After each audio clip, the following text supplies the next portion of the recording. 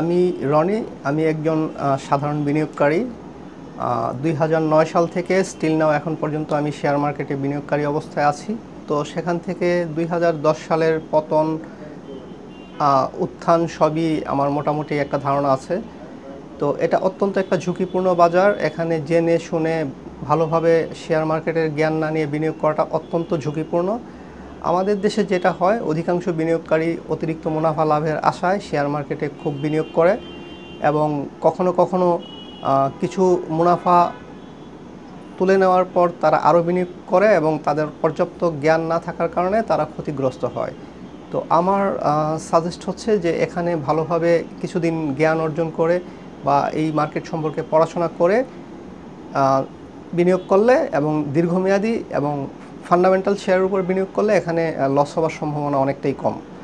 এখানে সব কিছুই থাকে, এখানে সিন্ডিকেট থাকে, এখানে ভালো শেয়ারও থাকে। আপনাকে বুঝে শুনে বিনিয়োগ করা লাগবে, সব জায়গাতেই এগুলো হবে। আপনি যদি খুব ওভার ভ্যালুড কোনো শেয়ার কিনেন, কোনো শেয়ারের ভ্যালু যদি 10 টাকা থাকে, আপনি যদি 100 টাকা কিনেন আর সেটা যদি কখনো 50 টাকায় আছে, তখন আপনার কাছে মনে হবে 100 টাকা থেকে 50 টাকা অনেক কম, কিন্তু তার ভ্যালু যদি 10 টাকা হয়, ওই পয়েন্ট অফ ভিউ থেকে আমরা চিন্তা করি না।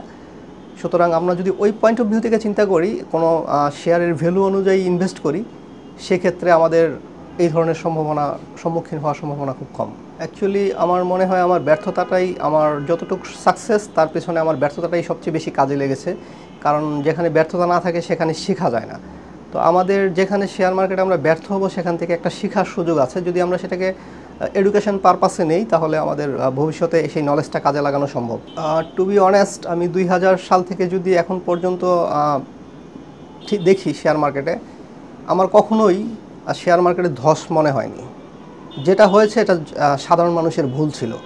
কারণ ফর অ্যান এক্সাম্পল, আপনি যদি 2010-এও গ্রামীণ ফোনে বিনিয়োগ করেন, আপনি কখনোই লসে যাবেন না। আপনি যদি 2025-এও বিনিয়োগ করেন, কখনোই লসে যাবেন না, যদি ঠিক জায়গায় বিনিয়োগ করেন। জাঙ্ক শেয়ারের কথাগুলো আলাদা।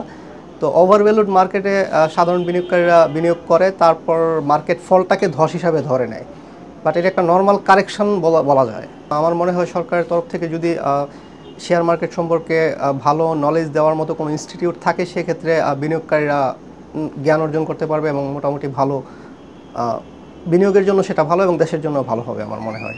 আর পরিশেষে আমি এটাই বলতে চাই, আমি আমার মোটামুটি এক্সপিরিয়েন্স থেকে, যে মার্কেট আপ অ্যান্ড ডাউন করবে এটা একটা সাধারণ বিষয়। মার্কেটে সুইং থাকবেই, মার্কেটে আপস থাকবে, ডাউন থাকবে, অ্যাকোমোডেশন, ডিস্ট্রিবিউশন, এটা শেয়ার মার্কেটের একটা ন্যাচারাল বৈশিষ্ট্য। আপনারা ভালো শেয়ার ভালো জায়গায় পিক করতে পারলে, এবং এটা ইনভেস্টমেন্টের একটা জায়গা, এটা যদি আপনি এটাকে গ্যামলিং পারপাসে নিয়ে নেন, তাহলে লস হওয়ার সম্ভাবনাটাই বেশি। বাট যদি এটা ইনভেস্টমেন্ট পারপাসে মনে করেন, তাহলে আমার মনে হয় না খুব বেশি সমস্যা হওয়ার কথা।